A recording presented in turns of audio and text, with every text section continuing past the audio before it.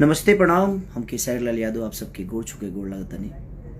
थोड़ा सा नींद पूरा नहीं किया भाई, ऐसे जे 5 बजे ले शूटिंग के लिए बने, फिर रोज सबके प्यार और आशीर्वाद करती फिर आगे नहीं काम करे। आज हमार गाना के जो टीजर रिलीज भेल बा, जना गाना के नाम बा रोमांटिक राजा। ब्लू बीट स्टूडियो से तो वो लोग ढेर सब्सक्राइब करिए और अपन प्यार और आशीर्वाद दिए।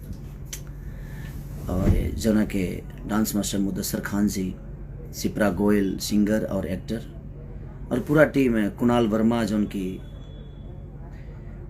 बारिश गाना लिखे थे, वो बहुत सारा तुम्हें ही जाना, ये भी गाना उनका ही लिखा हुआ था। तो आप सबका प्यार और आशीर्वाद खेसारी लाल यादव को इस तरह का कामना इस गाने पे भी कर रहा हूँ मैं कि आप लोगों का प्यार और आशीर्वाद हमेशा ऐसे मिलेगा।